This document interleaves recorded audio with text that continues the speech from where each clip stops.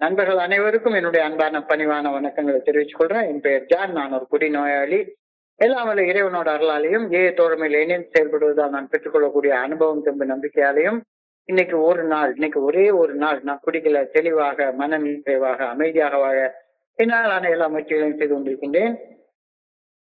நண்பர் சொக்கலிங்கம் குறிப்பிட்டது போல இன்று இரவு ஆன்லைன் மீட்டிங்ல 9:30 to 10:30 கோயம்புத்தூர் ஒருங்கிணைப்பு குழு மனசாட்சியின் தீர்மானத்தின் அடிப்படையில 24 hours a day 24 மணி துளிகள் ஒரு நாள் அப்படின்ற புத்தகத்துல இருந்து ஒவ்வொரு நாளும் ஒவ்வொரு பக்கமாக எடுத்து வாசி விளக்கம் பார்த்து கலந்தாய்ச்சி இந்த கூட்டத்தை நடத்தி கொண்டிருக்கின்றோம்.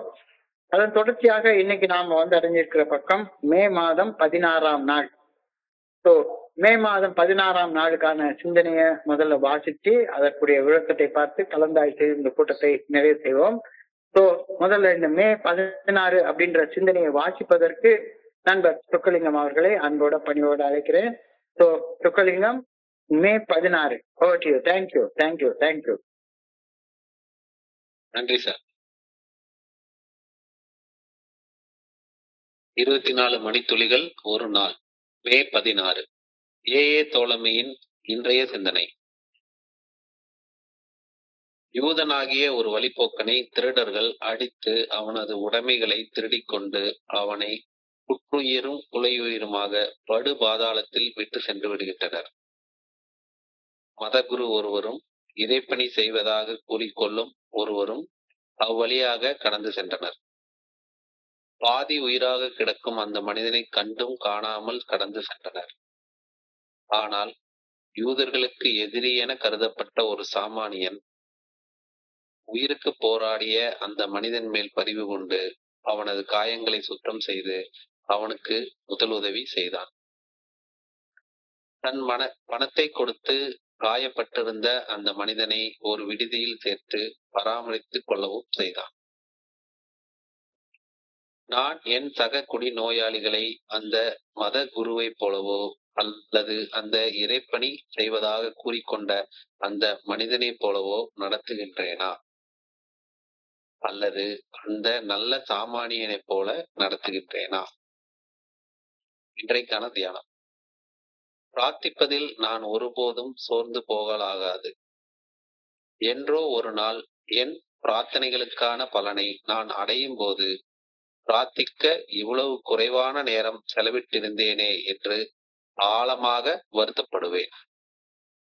பிரார்த்தனை அனைத்தையும் மாற்ற வல்லது. இறையருள் பேராற்றலின் இருத்தலை 100% உறுதியாக உண்மையென்ன ஏற்றுக்கொள்ளும் வரை பிரார்த்தனை என்ற சாதகத்தை நான் தொடர்ந்து செய்து வர வேண்டும். இறையருள் பேராற்றலின் இருத்தலை உறுதியாக ஏற்றுக்கொண்ட பின்னரும் தினசரி பிரார்த்திக்கும் பழக்கத்தை கைவிடல் ஆகாது. இறையருள் பேராற்றலுடன் எனக்கு ஏற்கனவே இருக்கும் உள்ளார்ந்த தொடர்பை உணரும் வரை நான் தொடர்ந்து பிரார்த்திக்க வேண்டும். நான் இறைவனிடம் உள்ளார்ந்த தொடர்பை என்று உணர்கின்றேனோ அன்றுதான் நான் பிரார்த்திப்பதை முடிவுக்கு கொண்டு வர வேண்டும். இன்றைக்கான பிரார்த்தனை.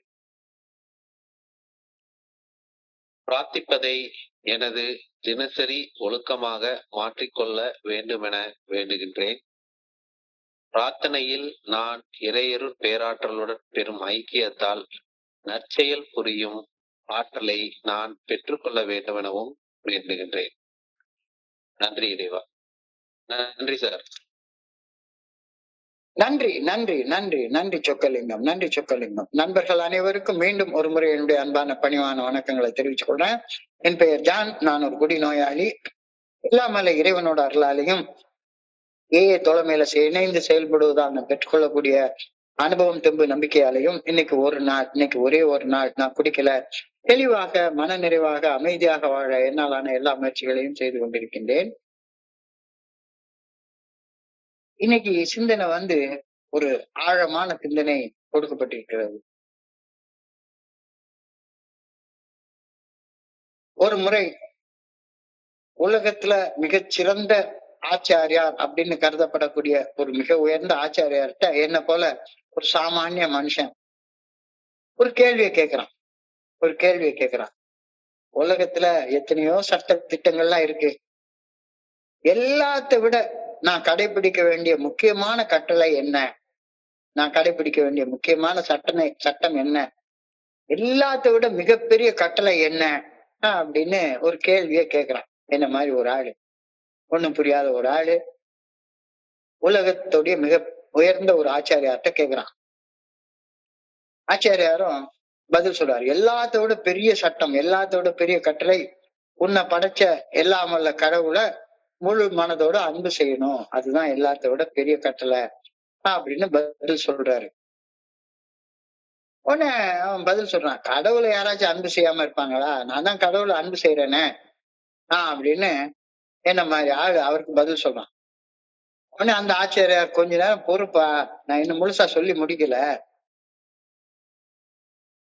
உன் பக்கத்துல இருக்கிற உன்னுடைய சக மனிதனை உன் ஆண்டவனை அன்பு செய்வது போல அன்பு செய் அப்படின்னு முடிச்சாரு. இந்த ரெண்டு கட்டளை இல்ல, ரெண்டும் ஒரே கட்டளை தான் அப்படின்னு பதில் சொல்றாரு. நீ கடவுளை எப்படி அன்பு செய்யறியோ அதே மாதிரி உனக்கு பக்கத்துல இருக்கக்கூடிய உன்னுடைய சக மனுஷனையும் அன்பு செய். இதுதான் உலகத்துல இருக்கக்கூடிய எல்லா கட்டளைகளை விட உயர்ந்த கட்டளை, ஒரே ஒரு கட்டளை அப்படின்னு பதில் சொல்றாரு. உடனே love your neighbour as you love your self அப்படின்னு அவர் சொல்லக்கூடிய அந்த கருத்து. நெய்பர் என்றால் உன் பக்கத்துல இருக்கிற மனுஷன். உடனே இவனுக்கு ஒரு சந்தேகம் வந்து போச்சு, நெய்பர்னா யாரு, என் பக்கத்துல இருக்க மனுஷன்னா யாரு அப்படின்னு கேக்குறான். குழப்பமா இருக்குத, அது எப்படி மனுஷனை கடவுளை போல அன்பு செய்ய முடியும்? கடவுள் வேற மனுஷன் வேற இல்லையா? ஆண்டவனை உன் அடுத்திருக்கும் மனிதர்களிடம் கண்டு ஆண்டவனை அன்பு செய்வது போல உனக்கு பக்கத்துல இருக்க மனுஷனையும் அன்பு செய்யணும் சொல்றார. குழப்பமா இருக்குத. ஆண்டவனை அடுத்து இருக்கிற மனுஷன்ல பாக்குறதா அப்படின்னா என்ன? பக்கத்துல இருக்க மனுஷன்ட்ட ஆண்டவனை பாக்குறது அப்படின்ற கருத்து குழப்பமா இருக்கு. உடனே எனக்கு பக்கத்துல இருக்க மனுஷன் யார் அப்படின்னு அந்த ஆள் கேக்குறான். எல்லாரும் எத்தனையோ பேர் இருக்காங்க, திருடன் இருக்கான், மோசமான எத்தனையோ வகையான மனிதர்கள் இருக்கிறாங்க, கற்பழிக்கிறவங்க இருக்காங்க, காமாண்டக்காரர்கள் இருக்காங்க. எல்லாரையும் அன்பு செய்யணுமா? ஆண்டவன் அன்பு செய்யறது போல அன்பு செய்யணுமா அப்படின்னு ஒரு குழப்பம் நிறைஞ்ச ஒரு கேள்வியை கேட்கிறான். உடனே அதுக்கு அவர் ஒரு பதில் சொல்றார். இந்த பதில் ரொம்ப முக்கியமான ஒரு பதிலாக பார்க்கப்படுகிறது. அது இன்னைக்கு சிந்தனையுடைய ஒரு முக்கியமான பகுதியாக சொல்லப்பட்டிருக்கிறது. நல்ல சமாரியன் ஓமை, சமாரியன் யூதர் அப்படின்னு சொன்னா சரிதான்.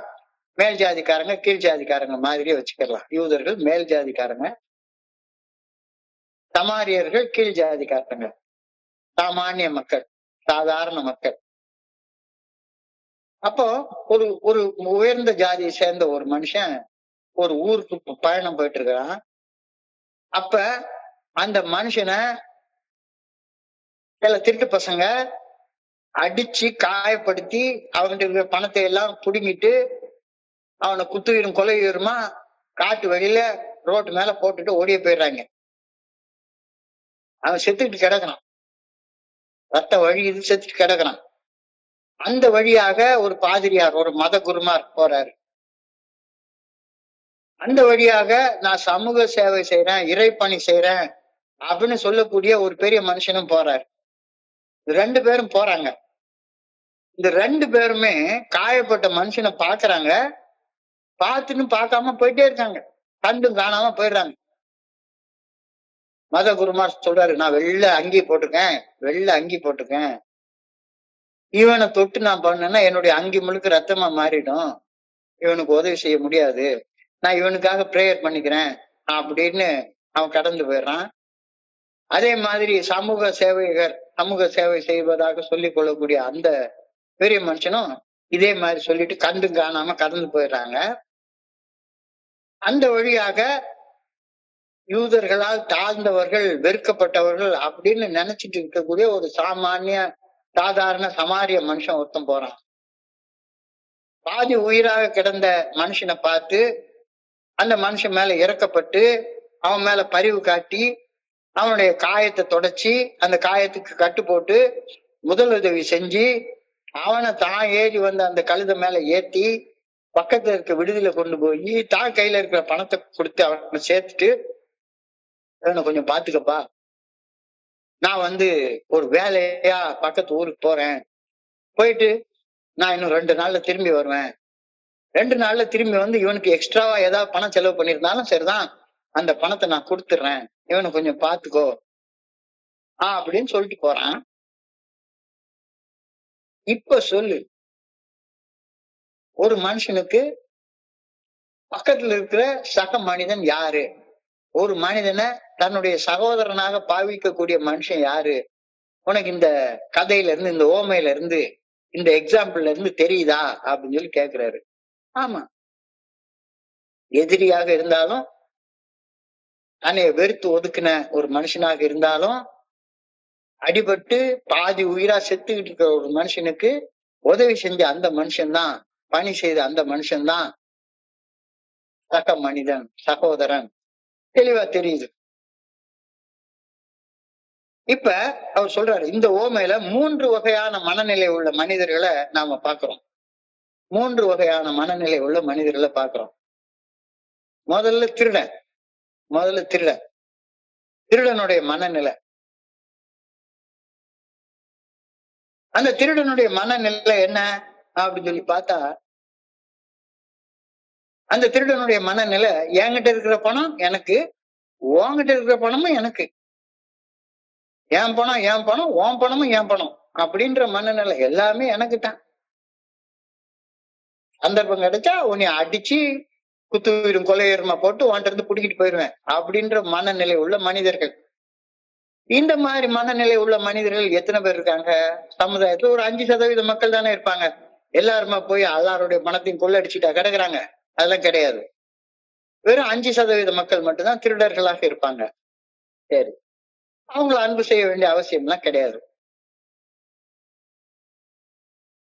ஆனா அந்த வழியாக ஒரு பெரிய மத குருமார் கடந்து போறாரு. அவர் எல்லா சட்டங்களையும் படிச்சவரு, அவருக்கு எல்லாம் தெரியும். பிக் புக்கை கரைச்சு குடிச்சவரு, பகவத்கீதையை கரைச்சு குடிச்சவரு, பைபிளை கரைச்சு குடிச்சவரு, எல்லாமே தெரியும். அவரும் என்ன பண்றாரு, பார்த்துட்டு பார்க்காம போயிடுறாரு அவர் பாட்டுக்க. அந்த பக்கமா இன்னொரு பெரிய சமூக சேவகர் போறாரு, பெரிய அறக்கட்டளை வச்சிருக்காரு, இறை பணி செய்வதாக கூறிக்கொள்ளக்கூடிய ஒரு மனுஷன் போறாரு. அவரும் கண்டும் காணாம பார்த்துட்டு கடந்து போயிடுறாரு. 2வது மனநிலை உள்ள மனிதர்கள் யாரு? உன்கிட்ட இருக்கிறத நான் கொள்ளையடிக்கல, ஆனா என்கிட்ட இருக்கிறத நான் உனக்கு கொடுக்க மாட்டேன். என் பணம், உன் பணம். 2வது மனநிலை உள்ள மனிதர்கள். இப்படிப்பட்ட மனநிலை உள்ள மனிதர்கள் எவ்வளவு பேர் இருக்காங்க? 90% இப்படிப்பட்ட மனிதர்கள் தான் இருக்காங்க. என் பணம், உன் பணம். 90% மனிதர்கள் இருக்காங்க. இவங்களையும் நீ கடவுளை மாதிரி அன்பு செய்ய வேண்டிய அவசியம் இல்லைன்ட்டாரு. 95% மக்களை அன்பு செய்ய வேண்டிய அவசியம் எல்லாம் கிடையாது. ஆனா இன்னொரு மனுஷன் இருக்கிறான், சாமானிய மனுஷன், சாதாரண மனுஷன், தன்னை விட தன்னை எதிரியாக நினைக்கக்கூடிய இன்னொரு ஜாதிக்காரன் செத்துக்கிட்டு இருக்கான்.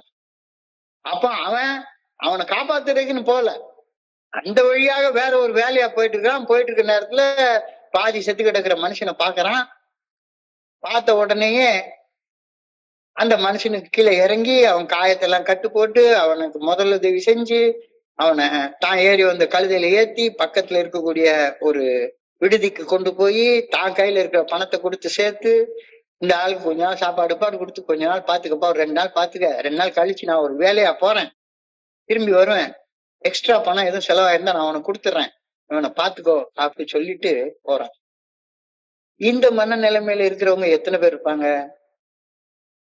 என்கிட்ட இருக்கிற பணம் உனக்கு தேவைப்பட்டா உனக்கு. வெறும் 5% மக்கள் தான் இந்த மாதிரி மனநிலைமையில இருப்பாங்க.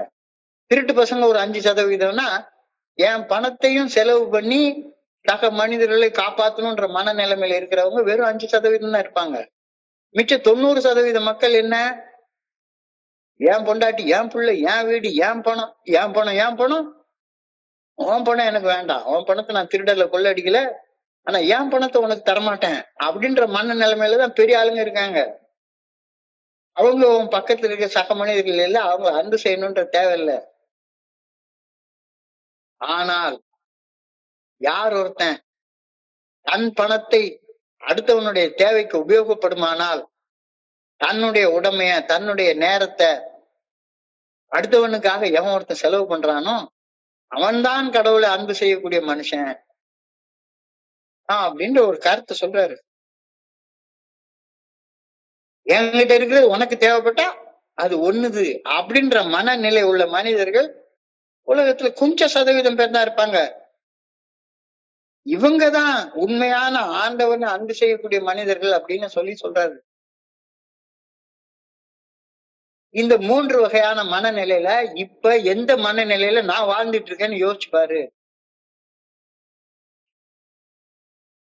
என் பணம், என் பணம், ஓம் பணம், ஓம் பணம் அப்படின்ற திருட்டு பையனுடைய மனநிலையிலையா, இல்ல என் பணம், என் பணம், ஓம் பணத்தை நான் கை வைக்க மாட்டேன் அப்படின்ற ஒரு மத குருமார், சமூக சேவை செய்யக்கூடியவங்க அப்படிப்பட்டவங்க மனநிலையில இருக்கனா, இல்ல அந்த குட் சமாரிட்டன், நல்ல சமாரியன், சாமானிய மனுஷன், என்கிட்ட இருக்கிறது உனக்கு தேவைப்பட்ட அது ஒண்ணுது அப்படின்ற மனநிலையில இருக்கிறனா? இந்த 3 மனநிலையில எந்த மனநிலையில நான் இருக்கிறேன்? இந்த கடைசி 5% மக்கள் தான் கடவுளையே அன்பு செய்யக்கூடிய மக்கள்னு சொல்லிட்டாரு. மிகப்பெரிய கேள்வி, மிகப்பெரிய கேள்வி. நான் எந்த மனநிலைமையில இருக்கிறேன்? இன்னமும் என்னுடைய நேரம், என்னுடைய பணம், என்னுடைய பொருள் எல்லாத்தையுமே நான் எனக்கு மட்டும்தான் செலவு பண்ணிக்கிறேன்னா, நான் அடுத்தவங்களுடைய பணத்தை திருடாம இருக்கலாம். ஆனா என் பணத்தை பகிர்ந்து கொள்ளக்கூடிய, என் நேரத்தை பகிர்ந்து கொள்ளக்கூடிய பக்குவம் இன்னும் எனக்கு இருக்கா? மிகப்பெரிய கேள்வி கேட்கிறாரு. நான் என்னுடைய வாழ்க்கையை பின்னோக்கி பார்க்கிறேன். என்னுடைய குடி நாட்கள்ல நான் எப்படி இருந்தேன் அப்படின்னு சொல்லி பாக்குறேன். எனக்கு குடிக்கிறதுக்கு பணம் தேவைப்பட்டா, அல்லது என்னுடைய உடல் இச்சைகளை தீர்த்து கொள்ளக்கூடிய கூத்தடிக்கிறதுக்கு பணம் தேவைப்பட்டா, அது யார் பணமா இருந்தாலும் சரிதான், அது எந்த உபயோகத்துக்காக வச்சிருக்கிற பணமா இருந்தாலும் சரிதான், அத என்னன்னு யோசிக்க மாட்டேன். எல்லாம் என் பணம் தான். குடிக்கணும்னு தேவைப்பட்டா பொண்டாட்டி தாலியை வைத்து கூட குடிக்கிறதுக்கு நான் ரெடி. குடிக்கணும்னு தேவைப்பட்டா என்ன பண்ணினாலும் குடிக்கிறதுக்கு ரெடி. என் பணம், என் பணம், அது மட்டும்தான் வச்சு குடிக்கணும்ல. எவன் பணமா இருந்தாலும் அந்த பணத்தை திருடியாச்சு குடிச்சிடலாம். இந்த மனநிலைமையில தான் நான் இருந்துட்டு இருந்தேன். என் பணம், என் பணம், உன் பணம், என் பணம். என்னுடைய வாழ்க்கையில இதுக்கான உதாரணங்கள் பல இருக்கு. 2 உதாரணத்தை மட்டும் நான் சொல்றேன். ஒரு தடவை நான் ஆபீஸ்ல உட்கார்ந்துட்டு இருக்கேன். எனக்கு பக்கத்துல, எனக்கு கீழே வேலை பார்க்க ஒருத்தருக்கு ஒரு ஆபீஸ்ல ஒரு அரியர் பணம் வருது. கிட்டத்தட்ட ஒரு 5000 ரூபாய் பணம் அவருக்கு வருது. அவர்கிட்ட நான் அவசரத்துக்கு கொஞ்சம் பணம் வேணும்னு கேக்குறேன். உடனே அவர் சொல்றாரு, சார் வர்ற திங்கட்கிழமை என் பையனுக்கு ஃபீஸ் கட்டணும் சார். இந்த ஃபீஸ் கட்டுறதுக்காக இந்த பணத்தை நான் வாங்கி வச்சிருக்கேன் அப்படின்னு சொல்லி சொல்றாரு. உடனே நான் சொல்றேன், திங்கட்கிழமை தானே சார் கட்டணும். திங்கட்கிழமை எனக்கு ஒரு அரியர்ஸ் பணம் வரும். அந்த பணத்தை நான் உங்களுக்கு திருப்பி தந்துடுறேன், இப்ப கொடுங்க அப்படின்னு சொல்லி கேக்குறேன். சார் இல்ல சார், திங்கட்கிழமை பணத்தை பையனுக்கு ஃபீஸ் கட்டலைன்னா முடியாது. ஆனா நான் திங்கட்கிழமை கண்டிப்பா தர்றேன்னு சொல்றேன்ல சார், கொடுத்துருங்க சார் அப்படின்னு சொல்லி நான் அவர்கிட்ட இருந்து 5000 ரூபாய் பணத்தையும் வாங்கிட்டு போயிட்டேன். வாங்கிட்டு போய் குடிச்சு கூத்தடிச்சு ஃபுல்லா எல்லாத்தையுமே இதாக்கிட்டு திங்கட்கிழமை ஃபுல் போதையில படுத்து தூங்கிட்டு இருக்கேன். ஆபீஸ்க்கே போல. அவர் செவ்வாய்க்கிழமை காலையில அவர் வந்துட்டாரு. சார் உங்களுக்கு பணம் வந்துரும் சொன்னீங்களா? ஆமாப்பா, செக்க கிளியரன்ஸ் போட்டிருந்தேன். அப்ப அந்த காலத்துல எல்லாம் கிளியரன்ஸ் போயிட்டு வர்றதுக்கு 2 நாள் ஆகும். கிரெடிட் ஆயிருக்கும் இந்நேரத்துக்கு, பணத்தை எடுத்து கொடுத்துடலாம். நான் பணத்தை வாங்கினதே மறந்து போயிட்டேன். ஏன்னா என் பணம் தான், எனக்கு பணம் வந்துருச்சு, போதை அடிச்சாச்சு, பணத்தை செலவு பண்ணியாச்சு. இனிமே அதை பத்தி ஏன் யோசிச்சுட்டு இருக்கணும் அப்படின்னு போதையில மறந்தே போயிருக்கேன். அப்ப அவர் வீட்டுக்கு வந்து கேட்ட உடனே சரி வாங்க பேங்க் வாங்க எடுத்து கொடுத்துறேன் அப்படின்னு சொல்லி பேங்க்கு கூட்டு போறேன். பக்கத்துல இருக்க பேங்க் கூட்டு போனா ஃபுல் போதையில கையெல்லாம் நடுங்குது. அந்த மனுஷன் நம்ம பையனுக்கு ஃபீஸ் கட்டி கேட்ட வச்சிருந்த பணத்தை எடுத்து இந்த மனுஷன் குடிச்சுட்டு இந்த மாதிரி கூத்தடிச்சிருக்காரு, இவெல்லாம் பெரிய மனுஷனா அப்படின்னு நினைச்சுக்கிட்டு என் கூட வந்துட்டு இருக்கிறாரு. போதையில காலையில 10 மணிக்கு பேங்க் திறந்த உடனே பேங்க்ல போய் வித்ட்ராயல் ஸ்லிப்பை வாங்கி கையெழுத்து போட்டு கொடுக்குறேன். அந்த பேங்க்ல இருந்த கவுண்டர்ல இருந்த கிளர்க் அம்மா சொல்லிடுச்சு, சார் சிக்னேச்சர் டிஃபர்ஸ், பணத்தை கொடுக்க முடியாது, கையெழுத்து சரியா இல்ல சார், இங்க பாருங்க அப்படின்னு சொல்லி கையெழுத்து எடுத்து காட்டுது. நான் என்னமோ கிறுக்கி வச்சிருக்கேன், கோழி கிறுக்கின மாதிரி. ஏன் கையெழுத்து எனக்கு போட தெரியல, அவ்வளவு போதையில இருக்கேன். அந்த மனுஷன் ஐயோ என்ன சார் என் பையனுக்கு ஃபீஸ் கட்டலைன்னா ஸ்கூல்ல இருந்து அவனை சஸ்பெண்ட் பண்ணிடுவாங்க சார், என்ன சார் இப்படி பண்ணிட்டீங்க அப்படி பண்ணிட்டீங்கன்னு புலம்ப ஆரம்பிச்சிட்டாரு அவரு. எனக்கு எந்த வகையான கவலையும் இல்ல, நான் தான் திருட்டு பையனாச்சே, உன் பணம் என் பணம், என் பணம் என் பணம், எல்லாமே என் பணம் தான் அப்படின்ற மனநிலைமையில இருக்கிறவன் கடைசியில போய் சார் கொஞ்சம் போதையில இருந்தா உடனே பணம் என் பணம் இல்லைன்னு சொல்லிடுவீங்களா, நான் உங்க பேங்கோடைய கஸ்டமர் சார், இன்னைக்கு கையெழுத்து போடுறது லேசா நடுங்குது அப்படின்னு பேங்க் மேனேஜர்கிட்ட போய் சொல்லிட்டு இருக்கேன். வெக்கம் இல்ல, சூடு இல்ல, சொரணம் இல்ல, ஒண்ணுமே இல்ல.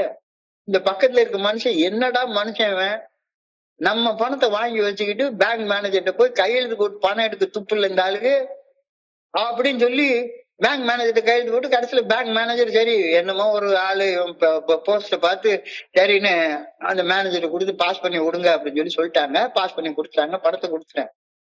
இப்ப என் மனநிலைய பாருங்களேன். ஒரு மனுஷன் அவருடைய பையனுக்கு ஸ்கூல் ஃபீஸ் வச்சு கட்ட வச்சிருந்த பணத்தை கண்டுக்காம வாங்கிட்டு போய் குடிச்சு கூத்தடிச்சு இது பண்ணிட்டு அடுத்த நாள் வந்து சர்வசாதாரணமா வெக்க சூடு சொரணம் இல்லாம அதை மறந்துட்டு படுத்து கிடக்க அவர் வீட்டுக்கு வந்து என்கிட்ட கேக்குறாரு. அப்ப நான் எந்த மனநிலைமையில வாழ்ந்துட்டு இருக்கிறேன், அந்த திருட்டு பையனுடைய மனநிலைமையில வாழ்ந்துட்டு இருக்கிறேன். என் பணம் என் பணம், உன் பணமும் என் பணம், எல்லாமே என் பணம் தான். வீட்டுல அரிசி வாங்க வச்சிருக்கிற காசா இருந்தாலும் நான் பாட்டு எடுத்து குடிச்சிட்டு போயிட்டே இருப்பேன். அரிசி வாங்குறதுக்கு எங்க வேணாலும் நீ வாங்கிக்கோ. அந்த திருடனுடைய மனநிலை, திருடனுடைய மனநிலை. இன்னொரு உதாரணம் பாருங்க. ஒரு தடவை எங்க அப்பா வந்து ஊர்ல இருந்து வந்திருக்காங்க.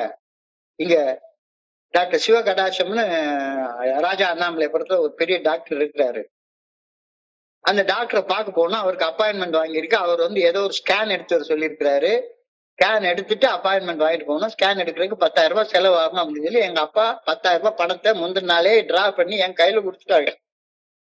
நாளை காலையில 10 மணிக்கு அப்பாயின்மெண்ட் தான் ஸ்கேன் சென்டர்ல, ஒரு ஆட்டோ வர சொல்லிரு, நம்ம போய் ஸ்கேன் எடுத்து வந்துடும் அப்படின்னு. முந்தின நாள் அந்த 10,000 ரூபாய் பணத்தை எடுத்து நான் அதுல குடிச்சு கூத்தடிச்சு கிட்டத்தட்ட 8,000 ரூபாய் செலவு பண்ணிவிட்டேன்.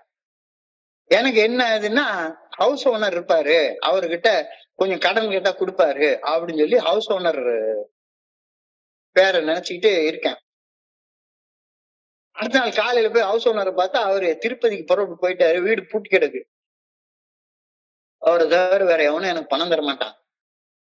எப்ப பணத்தை எடுத்து குடிச்சாச்சு, கூத்தடிச்சாச்சு, கையில காசு இல்ல. உடனே என்ன பண்ணிட்டேன், அப்படியே புறப்பட்டு பேசாம வெளியே போயிட்டேன். பாக்கி இருக்கிற 2,000 ரூபாய் பணத்தை வச்சு குடிச்சிட்டு கவலையே படல. உன் பணம் என் பணம், என் பணம் என் பணம், எல்லாமே என் பணம். இந்த மனநிலை திருட்டு பையனுடைய மனநிலை. அன்னைக்கு ராத்திரி திரும்ப 11 மணிக்கு வீட்டுக்கு வரேன். எங்க அப்பா கோச்சிட்டு பேண்ட் எல்லாம் புறப்பட்டு போட்டு உட்கார்ந்து இருக்கிறாங்க. நான் பாட்டுக்கு ஆளை காணோம், போயிட்டேன். அதுவும் அவங்க கொடுத்துருக்கிற பணத்தை எடுத்துட்டு போயிட்டேன். செலவு பண்ணி எல்லாத்தையும் வீணடிச்சிட்டு வந்தாச்சு. இது என்னடா மனசு, இது என்னடா மனுஷன் இந்த ஆளு. ஒரு திருட்டு பையனுடைய மன நிலைமையில வாழ்ந்துட்டு இருக்கிறேன். என் மன நிலைமை அதுதான். சத்தியமா குடிக்கிற காலத்துல ஒரு திருடனுடைய மன நிலைமையில தான் நான் வாழ்ந்துட்டு இருந்தேன். எல்லாம் எனக்கு தான், எல்லாம் எனக்கு தான். என் பணம் என் பணம், உன் பணமும் என் பணம், எல்லாமே என் பணம் தான் அப்படின்ற மனநிலை. இப்போ ஏய தோழமையில வந்து இணைஞ்சதுக்கு அப்புறமாவும் கூட ஒரே ராத்திரியில எல்லாமே மாறிடுமா என்ன? ஒண்ணும் மாறல. அடுத்தவருடைய பணத்தை ஏன் பணமா நினைக்கக்கூடிய மனநிலை கொஞ்சம் மாறி இருந்தது, கொஞ்சம் மாறி இருந்தது. ஆனா என் பணத்தை அடுத்தவங்களுக்கு கொடுக்கக்கூடிய மனநிலை எனக்கு வரவே இல்லை. தேவைப்படுறவங்களுக்கு என் பொண்டாட்டிக்கிட்ட கூட என் பணத்தை பகிர்ந்து கொடுக்கக்கூடிய மனநிலை வரவே இல்லை. அடுத்தவங்க பணத்தை திருடல, திருடி எதுவும் குடிக்கல. ஆனா எனக்கு பணம் வந்தால் அந்த பணத்தை இன்னொருத்தவங்களுக்கு தேவைப்பட்டா கொடுக்கணும் அப்படின்ற மனநிலை, பகிர்ந்து கொடுக்கக்கூடிய மனநிலை எனக்கு வரவே இல்லை. என் பணம் எனக்கு, உன் பணம் உனக்கு அப்படின்ற மனநிலை தான் அதுக்கு அப்புறமா ரொம்ப நாள் இருந்துச்சு. திருடங்க 5% என்றால் தன் பணத்தை பகிர மனமில்லாத மனிதர்கள் 90% பேரு. எனவே 95% பேர் ஆண்டவனுக்கு இணையாக அன்பு செய்யப்பட தகுதியற்றவர்கள் அப்படின்ற கருத்தை சொல்றாரு. ஆண்டவனுக்கு இணையாக அன்பு செய்யப்பட வேண்டிய தகுதியற்ற நிலையில தான் நான் வாழ்ந்து கொண்டிருந்தேன். வந்ததுக்கு அப்புறமா அவங்க கூட கிட்டி பையில பணம் போடுற நேரத்துல வந்தா சரிதான், 10 ரூபா போடலாம்னு அந்த நேரத்துல வச்சிருந்தேன் அப்படின்னு சொன்னா சரிதான். அப்ப அந்த காலத்துல 5 ரூபா தான் போடுவோம். ஏன்னா டீ 2 ரூபாய், இன்னொருத்தருக்கு டீ கொடுத்தா அந்த 2 ரூபாய், 5 ரூபா பணம் போடுவோம்.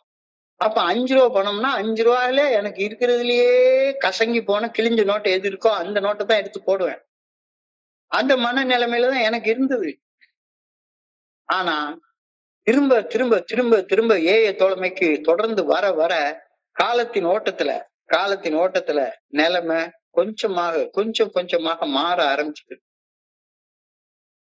தங்களது அனுபவம், தெம்பு, நம்பிக்கை தேவைப்பட்ட போதெல்லாம் கஷ்டப்படும் மனிதர்களிடம் தாராளமாக பகிர்ந்து கொள்ளக்கூடிய, தாராளமாக தங்களுக்கு முடிஞ்ச அளவுல அடுத்தவங்களுக்கு பணி செய்யக்கூடிய மனிதர்களை ஏய தோழமையில நான் பார்த்தேன். நல்ல சமாரியார்களை, குட் சமாரிட்டன்ஸ், இவங்களை நிறைய பேர் ஏஐல பார்த்தேன்.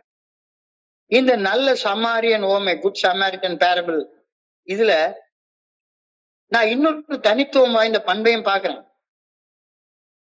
அந்த நல்ல சமாரியன் எந்தவித விளம்பரத்திற்காகவும் உதவி செய்ய தேடி போயெல்லாம் செய்யவே இல்லை.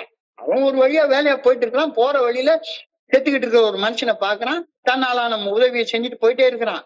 உதவி செய்யணும், நான் உதவி செஞ்சேன்னு போட்டோ எடுத்து போட்டுக்கணும் அப்படின்ற மனநிலைமையோட தேடி போய் உதவி செய்யல.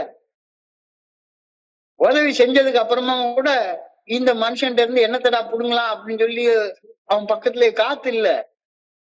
உதவி செஞ்சு முடிச்சுட்டு மறுபடியும் தான் வேலையை பார்க்க தான் வழியில போயிட்டே இருந்துட்டான். தன் பங்குல தன்னால் முடிந்த பணியை செய்து விட்டு ஒரு நன்றியை கூட எதிர்பார்க்காம அவன் பாட்டுக்கு போற வழியில போயிட்டு இருந்த ஒரு மனுஷனை பாக்குறேன். கஷ்டப்படுற மனுஷன் தன் இனத்தவனா, தன் ஜாதிக்காரனா, தன்னுடைய மதத்தவனா, தன்னுடைய நாட்டுக்காரனா அப்படின்னு ஆராய்ச்சி எல்லாம் செய்து பார்க்கல. அவன் நல்லவனா கெட்டவனா அப்படின்னு ஆராய்ச்சி செய்து பார்க்கல. அவன் அன்பு செய்யப்பட தகுதி உள்ளவனா தகுதி இல்லாதவனான்னு பார்க்கல. செத்துக்கிட்டு இருக்கான். அவனுக்கு உதவி செய்யணும், அவ்வளவுதான். ஒரு மனுஷன் செத்துக்கிட்டு இருக்கிறான், அவனுக்கு உதவி செய்ய வேண்டியதுதான் முக்கியம். அந்த மனுஷன் யாருன்றது முக்கியம் இல்ல. அவன் என்ன போல ஒரு மனுஷன், அவனுக்கு பணி செய்வது ஆண்டவனுக்கு செய்யக்கூடிய பணி என்ற மனநிலையில ஒரு மனுஷன் இருக்கான். இதுதான் சொல்றாங்க, செத்துக்கிட்டு இருக்கிற ஒரு மனுஷனுக்கு பணி செய்யக்கூடிய மனநிலை ஆண்டவனுக்கு பணி செய்யக்கூடிய மனநிலை. அதான் முதல்லயே கேட்கிறாரு, எதுடா பெரிய கட்டளை அப்படின்னா, உன் பக்கத்துல கஷ்டப்பட்டு இருக்கிற மனுஷனுக்கு ஒன்னாலான நேரத்தை, காலத்தை, பணத்தை கொடுத்து அவனுக்கு பணி செய்யக்கூடிய அந்த பணிதான் கடவுளுக்கு செய்யற பணி அப்படின்னு சொல்றாரு. எல்லா வேதத்திலயும் இதுதான் சொல்லப்பட்டிருக்கிறது. எது வந்த போதும் பொதுவென்று வைத்து வாழ்கின்ற பேரை வாழ்த்திடுவோம் அப்படின்னு ஒரு பாடல்ல வரும். எது வந்த போதும் பொதுவென்று வைத்து வாழ்கின்ற பேரை ஏன் பணம் உனக்கு தேவைப்பட்டா உன் பணம், என்னிடம் இருப்பது உன் உயிரை காக்க உனக்கு தேவைப்பட்டா அது உன்னுடைய பணம் என்ற மனநிலையை அடைவது அவ்வளவு எளிமையானது அல்ல. அவ்வளவு சுலபமாலாம் வராது, அவ்வளவு சுலபமா வரல. ஆனாலும் சிறுக சிறுக சிறுக சிறுக இந்த பகிரும் பண்பு தோழமையில இணைந்து 12 படிகள் அடங்கி மீட்பின் செயல் திட்டத்தை வாழ்க்கையாக வாழ்வோருக்கு இயல்பாக வர்றத என்னால பார்க்க முடியுது. என்னுடைய அனுபவத்துல பார்க்க முடியுது.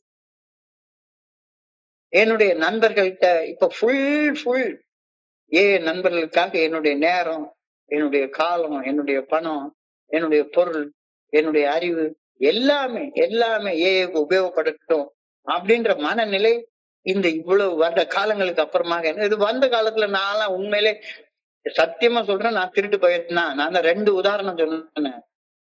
எங்க அப்பாவுக்கு ஸ்கேன் எடுக்கிறதுக்கு கொடுத்த காசை குடிச்சு பூத்தடிச்சுட்டு அதை கூட கவலையப்படாம என் பாட்டுக்கு ஓடி போன மனம். என் பணம் உன் பணம், என் பணம் எல்லாமே என் பணம் தான். அதுக்கப்புறமா ரொம்ப நாள் என் பணம் உன் பணத்தை நான் திருடல, ஆனா என் பணத்தை உனக்கு கொடுக்க மாட்டேன், என் நேரத்தை உனக்கு கொடுக்க மாட்டேன் அப்படின்ற மனநிலையில பல நாள்.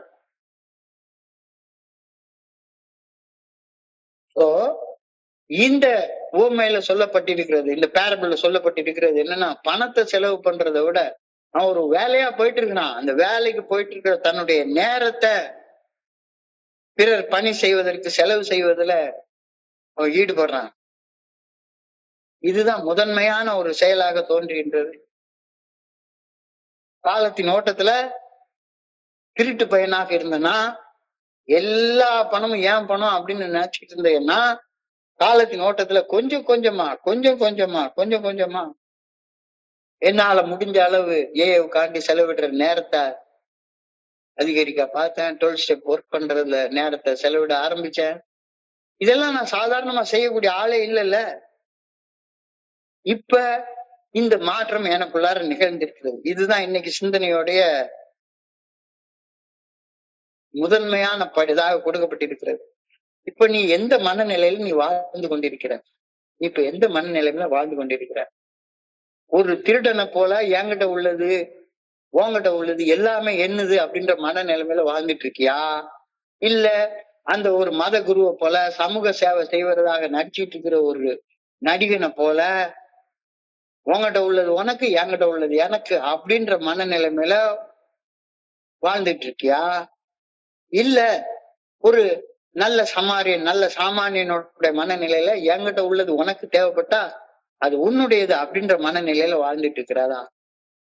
இந்த மனநிலைமையில எந்த மனநிலைமையில வாழ்ந்துட்டு இருக்கிறது அப்படின்றத அறிந்து கொண்டதற்கு அப்புறமாக உனக்கு நீயே பதில் சொல்லி கொண்டு, இல்ல இன்னமும் நான் திருட்டு பையனுடைய மனநிலைமையில தான் வாழ்ந்து கொண்டிருக்கிறேன், அல்லது கடவுளை அன்பு செய்யக்கூடிய அந்த தகுதி இல்லாத நிலையில வாழ்ந்து கொண்டிருக்கிறேன் அப்படின்னு பதில் வந்தா இன்னைக்கு தியானத்தில் கடந்து போ. பிரார்த்தனை என்பது நான் இறையருள் பேராற்றலால் படைக்கப்பட்ட நோக்கத்தை அறியவும் அந்த நோக்கத்தின்படி வாழ வேண்டிய ஆற்றலையும் ஆண்டவன்கிட்ட கேட்கிறது பிரார்த்தனை. எங்களுக்காக அவன் சித்தம் என்னவென்று அறிந்து கொள்ள மட்டுமே வேண்டி அதை நிறைவேற்றும் சக்தியை கோரி பிரார்த்திக்கிறோம். இதுதானே பிரார்த்தனை. ஏன்டா என்னைய படைச்ச ஆண்டவா, என்னைய ஏன் படைச்சிங்க? படைச்ச நோக்கத்தின்படி வாழ்றதுக்கு எனக்கு சக்தி இல்லையே, அந்த சக்தியை கொடுங்க அப்படின்னு கேட்கறது தான் பிரார்த்தனை. நான் படைக்கப்பட்ட நோக்கத்தை அறிந்து அந்த நோக்கத்தின்படி வாழும் ஆற்றலை பெறும் வரை நான் பிரார்த்திப்பதில் சோர்வடைய கூடாது. Never be weary in prayer, never be weary in prayer. ஒரு நல்ல சமாரியான் போல் பணி செய்து வாழ்வது வாழ்வின் நோக்கம். அதுக்காக தான் நான் கடவுளால படைக்கப்பட்டிருக்கிறேன் அப்படின்ற அறிவை பெறவும், அவ்வாறு என்னுடைய நேரத்தையும் பணத்தையும் பகிர்ந்து பணி செய்யக்கூடிய ஆற்றலையும் பெறும் வரை பிரார்த்திக்கும் செயல் செய்வதில் சோர்வடையவே அடையாத, அதை நிறுத்தாத. நான் படைக்கப்பட்ட நோக்கத்தை அறியும் அறிவும் அவ்வாறு செயல்படும் ஆற்றலையும் என்னைக்காவது ஒரு நாளைக்கு நிச்சயமாக நான் பெற்றுக்கொள்வேன். அந்த அறிவையும் ஆற்றலையும் பெறும் நாளன்று எனக்கு எவ்வளவு பெரிய சக்தி இருக்கு, ஆனா இவ்வளவு நாள் நான் பிரார்த்தனையே பண்ணாமலேயே வாழ்ந்துட்டேனே, திருடனை போல வாழ்ந்துட்டேனே, இவ்வளவு பலன் கிடைக்கணும்னு தெரிஞ்சிருந்தா கொஞ்சம் முன்னாலேயே பிரார்த்தனை பண்ணிருப்பேன்னு நீ நிச்சயமா வருத்தப்படுவ. இப்பயாச்சும் ஆரம்பி. நான் படைக்கப்பட்ட நோக்கம் என்ன, ஒரு நல்ல சமாரியன் போல என்னுடைய சக மனிதனுக்கு பணி செய்து கிடப்பதற்காக படைக்கப்பட்டிருக்கிறேன். அப்படி பணி செய்து கிடக்கக்கூடிய ஆற்றல் எனக்கு இல்ல. அந்த ஆற்றலை வேண்டி பிரார்த்திச்சிருந்தா வாழ்க்கை எவ்வளவு மீனிங்ஃபுல்லா மாறி இருக்கும். So when one day my prayer has been answered, then I will deeply regret that I have prayed very, very, very, very little.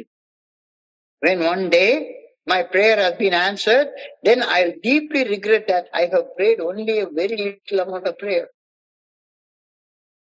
So benefits of prayer. என்னென்ன கிடைக்கும் பிரார்த்தனையால? It helps us to keep our spiritual focus. It helps us to stay strong and alert. It helps us to bring light in the darkness. It drives out anxiety and releases peace. It forges spiritual character. It helps discern the will of God. It releases the power of God. இவ்வளவு benefits பிரார்த்தனையில இருக்கு. பிறருக்கு பணி செய்யும் ஆன்மீகத்தில் ஈடுபட கவனத்தை குவிப்பதற்கு பிரார்த்தனை உதவி செய்கின்றது. பிறருக்கு பணி செய்வதில் உறுதியாக நிலைத்து இருக்கவும், பிறருக்கு என் பணி தேவைப்படுகிறதா என்பதை கவனித்து பார்க்கவும் பிரார்த்தனை உதவி செய்கிறது. என்னுடைய மனசுல இருள் சூழ்ந்திருக்கிற நேரத்துல மனதில் ஒளியை ஏற்றி வைக்க பிரார்த்தனை தேவைப்படுகிறது. பிரார்த்தனையால் மன கவலைகள் மறந்து மன அமைதி நிலவ ஆரம்பிக்கின்றது. ஆன்மீக பண்புகளை உறுதியாக ஒருங்கிணைக்க பிரார்த்தனை என்ற செயல் உதவுகின்றது. என்னுடைய தன்னலம் தன்முனைப்பு நிறைந்த சிந்தனைகள் இருந்து இறையர் பேராற்றலின் விருப்பத்தை பிரித்து பார்க்க டிசர்ன் பண்ண பிரார்த்தனை உதவுகின்றது. இறையர் பேராற்றலின் ஆற்றலின் செயல்களில் வெளிப்பட ஒரு கருவியாக பிரார்த்தனை பயன்படுகின்றது. இவ்வளவு பலன்கள் இருக்கிறதாக இன்னைக்கு லிஸ்ட் அவுட் பண்ணி சொல்றாங்க. பிரார்த்தனையில மேற்சொல்ல பலன்கள் இருக்கு, கண்டிப்பா இருக்கு. அப்ப பிரார்த்தனை செய்யும் செயலை செய்யறதுனால மட்டும்தான் எனக்கு பிரார்த்திக்கும் தன்மையே எனக்கு வரும். பிரேயர் லீட்ஸ் டு பிரேயர்ஃபுல்னஸ் அப்படிம்பாங்க. Meditation leads to meditativeness. ஒரு நாளைக்கு 5 நிமிஷம் நான் மெடிடேஷன் பண்ணா மிச்சம் 24 மணி நேரமும் தியான தன்மையில நிலைச்சு வாழக்கூடிய ஆற்றல் எனக்கு கிடைக்கும். அதே மாதிரி ஒரு நாளைக்கு 2 செகண்ட் உம்முடைய சித்தம் என்னவென்று அறிந்து கொள்ளும் அறிவையும் அதை நிறைவேற்றும் சக்தியும் கோரி ஒரு 2 நிமிஷம் பிரார்த்தனை பண்ணா அந்த நாள் முழுக்க பிரார்த்திக்கும் தன்மையில நிலைச்சிருக்க எனக்கு சக்தி கிடைக்கும். Prayer changes things for you. பிரார்த்தனை என் முழு வாழ்க்கையை மாற்றி அமைக்க உதவுகின்றது. எனவே இறையர் பேராற்றலின் நல்ல ஒழுங்கான வழிகாட்டுதலின் மேல் என் நம்பிக்கை 100% உரியாகும் வரை பிரார்த்திக்கும் செயலை நான் விடாமுயற்சியோட சாதகம் செய்து கொண்டே இருக்க வேண்டும் அப்படின்றத புரிஞ்சு கொள்றேன். Practice prayer until my trust in the good orderly direction of God becomes very, very, very, very strong. இறைவனுடைய நல்ல ஒழுங்கான வழிகாட்டுதலின் மேல் என் நம்பிக்கை அசைக்க முடியாத அளவுக்கு உரியாகிற வரைக்கும் பிரார்த்தனை என்ற சாதகத்தை நீ செய்து கொண்டே இரு, செய்து கொண்டே இரு. மனம் அது செம்மையானால் மந்திரம் ஜபிக்க வேண்டாம். மனம் அது செம்மையானால் வாயுவை உயர்த்த வேண்டாம். மனம் அது செம்மையானால் வாசியை நிறுத்த வேண்டாம். மனம் அது செம்மையானால் மந்திரம் செம்மையாமே. மனம் செம்மையாகிற வரைக்கும் மந்திரத்தை ஜெபி அப்படின்னு சொல்ற. மனம் செம்மையானதுக்கு அப்புறமாக ஜபிக்கிறது நிறுத்திடலாம். ஆனா செம்மையாகிறது வரைக்கும் ஜபிக்கணும். மனதிற்குள் உறைந்திருக்கும் இறையருட் பேராற்றலை உணரும் வரை மந்திரம் சொல்வதை நிறுத்தாதே. எப்ப ஜபிக்கிறத நிறுத்தணும், எப்ப பிரேயர் சொல்றது நிறுத்தணும்? மனம் அது செம்மையானதுக்கு அப்புறமாக. மனம் அது செம்மையானதுக்கு அப்புறமாக மந்திரம் சொல்றதை நிறுத்திடலாம். That is the note in which 2 times of prayer comes to an end. எப்ப பிரார்த்திக்கிறது நிறுத்தணும்? என் மனசு முழுக்க செம்மை ஆயிடுச்சுது அப்படின்ற நிலை வர்ற வரைக்கும்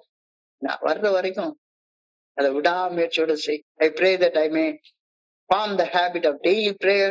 தினசரி பிரார்த்திப்பது என்னுடைய வழக்கமாக, பழக்கமாக, ஒழுக்கமாக மாற்றிக்கொள்ள வேண்டும் என ஆண்டவா உம்மை பணிவோடு வேண்டிக் கொள்கின்றேன். I pray that I may find strength I need as a result of communion with God.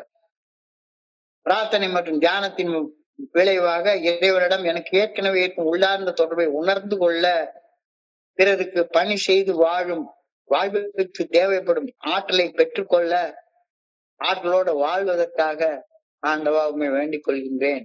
இப்போ 2 பிரேயர். என் வாழ்க்கை பிரார்த்தனை செய்து பழக்கமாக மாறணும், ஒழுக்கமாக மாறணும். எதுக்கு மாறணும்? வாழ்றதுக்கான ஆற்றலை பெற்றுக் கொள்வதற்காக அந்த இது பழக்கமா மாறணும், ஒழுக்கமா மாறணும். இப்போ எவ்வளவு அழகான ஒரு சிந்தனையை இன்னைக்கு கொடுத்துருக்காங்கன்றதை என்னால புரிந்து கொள்ள முடியும். நான் குடிக்கிற காலத்துல இன்னைக்கு சொல்லப்பட்ட ஒரு பேரபிள் ஓமை, அதுல சொல்லப்பட்ட மாதிரி ஒரு திருடன், ஒரு வழிப்போக்கன், ஒரு மத குருமார், ஒரு சமய பணி செய்யக்கூடிய ஒரு மனுஷன், அறப்பணி, சமூக சேவகர், இல்ல ஒரு சாதாரண மனுஷன். அந்த வழிப்போக்கனை திருட்டு பசங்க அடிச்சு நிமித்தி அவங்ககிட்ட இருக்க பணத்தை எல்லாம் புடிங்கிட்டு விட்டுறாங்க. அந்த திருடனுடைய மன நிலைமையில நான் இருக்கேன்னா, ஏன் பணம் ஏன் பணம் ஓன் பணம் ஏன் பணம் அப்படின்ற மன நிலைமை. எல்லாமே எனக்கு தான், குடிக்கணும்ன்ற தேவை வந்துட்டா என்ன செஞ்சுனாலும் குடிப்பேன் அப்படின்ற மன நிலைமையில நான் இருக்கேனா, இல்ல ஏன் பணம் ஓன் பணம் அப்படின்னு நான் இருக்கேனா, இல்ல ஏன் பணம் உனக்கு தேவைப்பட்டா அது ஓன் பணம் அப்படின்ற மன நிலைமையில இருக்கிறேனா? அப்போ இந்த 3 மன நிலைமையில இருக்கக்கூடிய மனிதர்களை நம்ம சமுதாயத்துல பார்த்தோம்னா, பொதுவாக 5% திருடர்களா இருப்பாங்க. எல்லாருமே திருடர்களாக இருக்கிறது இல்ல. ஆனா 90% மக்கள் தங்களுடைய பணத்தை தங்களுடைய சக மனிதர்களுக்கு பகிர்ந்து கொள்ளக்கூடிய மனம் இல்லாத மனிதர்களாக இருக்கிறாங்க. நான் அப்படித்தான் இருந்தேன். கிட்டில பணம் போடணும் அப்படின்னா கிழிஞ்ச 5 ரூபா நோட்டை தான் எடுத்து போட்டுக்கிட்டு இருக்கிற பழக்கத்துலதான் நான் இருந்தேன். யாருக்கு தெரிய போகுது? கோயில்ல உண்டியல்ல போடுறதுன்னா இருக்கிறதுலயே எந்த நோட்டு கிழிஞ்ச நோட்டா இருக்கோ அந்த நோட்டை தான் தூக்கி போட்டு வர்றது உண்டியல்ல. யாருக்கு தெரிய போகுது அப்படின்னு. சோ எந்த மன நிலைமையில இருக்கிறேன்? இந்த கடைசி உள்ள 5% மனிதர்கள் தான் கடவுளை அன்பு செய்வதற்கே தகுதியானவர்கள் அப்படின்னு முடிக்கிறாரு. அப்ப ஏன் நான் கண்ணால பாக்குறப்ப யாரு கஷ்டப்பட்டுட்டு இருந்தாலும் சரிதான், அவங்களுக்கு என்னுடைய உதவி தேவைப்பட்டா, என்னுடைய பணி தேவைப்பட்டா, அதற்காக நான் என்னுடைய நேரத்தையும் என்னுடைய பொருளையும் ஒதுக்கி செயல் செய்யக்கூடிய மன நிலைமையில நான் இருக்கிறேன்னா, மன நிலைமையில இல்லைன்னா தியானத்துக்கு கடந்து போ. ஒரு நல்ல சமாரியன் போல பணி செய்து வாழ்வதுதான் வாழ்க்கையின் நோக்கம் என்ற அறிவை பெறவும், அவ்வாறு பணி செய்யும் ஆற்றலை பெறும் வரையும் பிரார்த்திக்கும் செயலை நிறுத்தவே நிறுத்தாத. Never get weary in prayer. அந்த அறிவையும் ஆற்றலையும் பெரும் நாள் அன்று என்னைக்கா ஒரு நாளைக்கு அந்த அறிவும் ஆற்றலும் உனக்கு கிடைக்கும். எனக்கெல்லாம் 69 வயசுல கொஞ்சம் கொஞ்சமா கிடைச்சிருக்கு லேசா. இப்ப நினைக்கிறப்ப ஐயோ கொஞ்சம் முன்னாலே இதை பண்ணிருக்கலாமே அப்படின்னு எனக்கு தோணுது. இவ்வளவு பெனிஃபிட்ஸ் இருக்குது. Benefits of prayer, it helps keep the spiritual focus. பிறருக்கு பணி செய்யும் ஆன்மீகத்தில் ஈடுபட என்னுடைய கவனத்தை குவிப்பதற்கு பிரார்த்தனை உதவி செய்கிறது. Focus. It helps to stay strong and alert. பிறருக்கு பணி செய்வதில் உறுதியாக நிலைத்திருக்கோம். பிறருக்கு என் பணி தேவைப்படுகிறதா அப்படின்ற கவனத்தோடய நான் இருக்கிறதுக்கு பிரார்த்தனை உதவி செய்கிறது. It helps to bring light into the darkness. இருட்டா நம்பிக்கை இல்லாம மனசு சோர்ந்து போயிருக்கிற நேரத்துல, எவ்வளவு நேரத்துல ஒரு நண்பர் சொன்னாரு, ரொம்ப அவசரம், அந்த நேரத்துல ஆண்டவா காப்பாத்து, நான் மலைக்கு வந்து மொட்டை போட்டுக்கிறேன் அப்படின்னு வேண்ட அந்த வேண்டுதல் அந்த நேரத்துல இருட்டான மனசுல ஒரு ஒளியை கொடுக்குது. என்ன செய்யணும்ன்ற அந்த கவன குவிப்பு அந்த நேரத்துல கொண்டாந்து கொடுக்குது. பிரேயர் பண்ணு. It drives out anxiety. கவலைப்படுறத நிறுத்துறதுக்கு பிரேயர் பண்ணு. It forges spiritual character. எல்லாத்தையும் ஒருங்கிணைக்குது. ஃபோர்ஜ் பண்றதுன்னா வெல்ட் பண்ற மாதிரி எல்லாத்தையும் ஒன்னா இணைக்குது. It helps discern the will of God. ஏன் சித்தம் என்ன, கடவுளுடைய சித்தம் என்ன அப்படின்னு பிரிச்சு பாக்குறதுக்கு பிரேயர் உதவுது.